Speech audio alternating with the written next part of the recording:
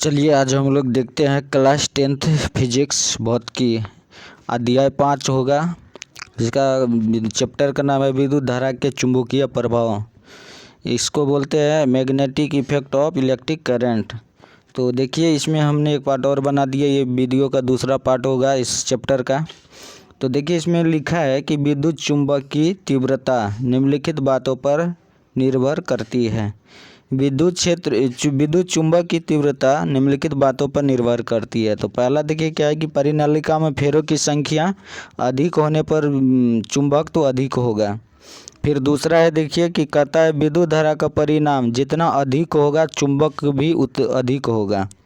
करोड के पदार्थ की प्रकृति, तो देखिए करोड जो बना होता है वो साधारणतः नरम लोहा का बना होता है।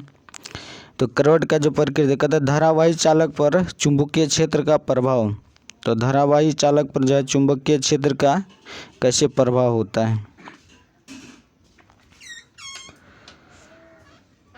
जब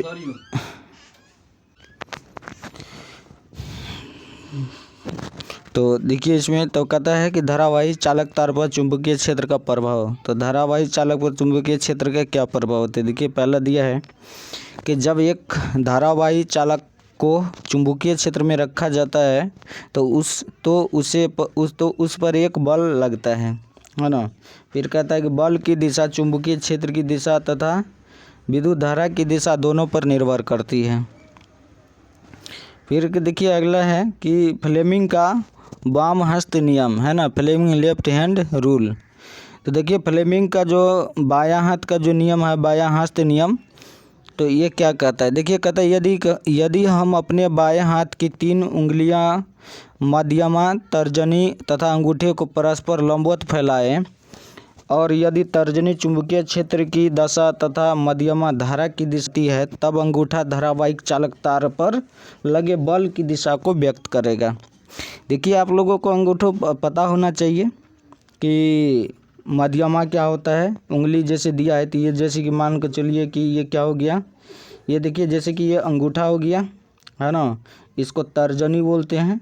और ये उंगली जो है मध्यमा बोलते हैं, ये कनिष्ठा हो गया, ये अनामिका हो गया ये।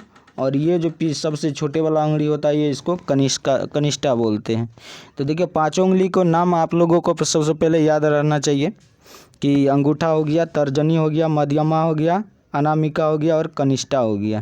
तो इस तरह से उंगली का नाम हो गया। तो चलिए हमको उसको थोड़ा यहाँ पे जो फ्लेमिंग का जो नियम है तो इसमें 3 ही उंगली को लिया गया है।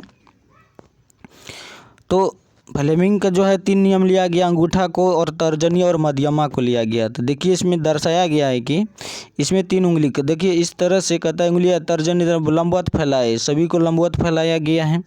तो यहाँ पर देखिए कि जैसे कि यहाँ पे लंबवत ये है, इस तीर का चिन्ह ऊपर दिया गया है, फिर इधर ये तो लंबवत जो इस तरह से इस पर यदि धारा, ये क्या चीज़ को दर्शाता है, तो अंगूठा जो है बल दर्शाता है और तर्जनी जो होता है वो अंगूठा बल को दर्शाता है, मतलब विद्युत धारा के चुंबकीय बल को दर्शाता है। इसके बाद तर्जनी जो है चुंबकीय क्षेत्र को दर्शाता है और मध्यमा क्या दर्शाता है, धारा दर्शाता है। मतलब ये अंगूठा जो है फ्लेमिंग का हाथ का नियम, दायां हाथ का नियम है कि जब तीनों उंगली को लंबवत फैलाता है तो अंगूठा बल की दिशा को इंगित करता है, तर्जनी चुंबकीय क्षेत्र को दिशा को दर्शाता है और मध्यमा जो है उसमें चुंबकीय क्षेत्र में जो धारा प्रवाहित होता है उसको दर्शाता है ना। तो यही था फ्लेमिंग का वाम हस्त नियम। तो चलिए आगे देख लीजिए, हम लोग आगे पढ़ेंगे विद्युत मोटर है ना। तो जो कि नॉर्मली हम लोगों को व्यवहार में करते हैं विद्युत मोटर, इलेक्ट्रिक मोटर का। तो देखिए विद्युत मोटर में एक शक्तिशाली चुंबक होता है जिसके अवतल ध्रुव खंडों के बीच तांबों के तार की कुंडली होता है, जिसे आर्मेचर कहते हैं है ना। तो इसमें जो लगा रहता है कि कॉइल जिसको हम लोग बोलते हैं, तो वो क्या होता है कि वो मतलब आर्मेचर जो होता है कि 2 प्लेट बना होता है और वो प्लेटों के बीच में जो है वो मतलब कुंडली जैसा आर्मेचर रहता है। आर्मेचर जो है 2 प्लेटों के बीच में रहता है, मोटर का जो आर्मेचर होता है। कहता है आर्मेचर के दोनों छोर पर पीतल के खंडित बल्ब R1 तथा R1 से R2 से जुड़े होते हैं, जिन पर 2 कार्बन के बसों B1 तथा B2 स्पर्श करते हैं। कहता है जब आर्मेचर से धारा प्रवाहित की जाती है तब चुंबकीय क्षेत्र के कारण कुंडली के भुजाओं पर समान मान के किंतु विपरीत दिशाओं में बल लगते हैं, जिसके कारण आर्मेचर घूमने लगता है। तो आप लोग देख लीजिए इसमें, ये जैसे कि आर्मेचर यहाँ पर आप लोग देख रहे हैं कि ये बीच में आर्मेचर है, ये है ना, ये आर्मेचर है।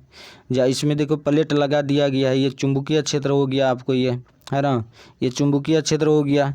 और इस तरह से इसमें देखिए 2 प्लेट लगा दिया गया है यहाँ पे, और यहाँ पे बैटरी को जोड़ दिया गया है ना, इस तरह से इसमें। तो ये विद्युत मोटर का ये काम है। इसके बाद देखिए कहता है कि विद्युत मोटर एक ऐसा यंत्र है जिसके द्वारा विद्युत ऊर्जा को यांत्रिक ऊर्जा में परिवर्तित किया जाता है। तो ये आप लोगों को ऑब्जेक्टिव में आएगा कि विद्युत मोटर जो है किस ऊर्जा को किस ऊर्जा में बदल देता है। तो देखिए विद्युत ऊर्जा जो है, ये विद्युत ऊर्जा जो विद्युत मोटर जो है ये विद्युत ऊर्जा को यांत्रिक ऊर्जा में बदल देता है। तो ये साधारण सा बात है। तो इसको चलिए, ये हम लोगों का ये ख़त्म हो गया। तो अगले पार्ट में हम लोग इस चैप्टर का अगला जो टॉपिक होगा तो हम लोग आगे वीडियो में कवर करेंगे। यदि आप लोगों को वीडियो अच्छा लगा है तो कृपया चैनल को सब्सक्राइब कर दिए और एक लाइक दबा दीजिए। वीडियो देखने के लिए आप लोगों को बहुत बहुत धन्यवाद।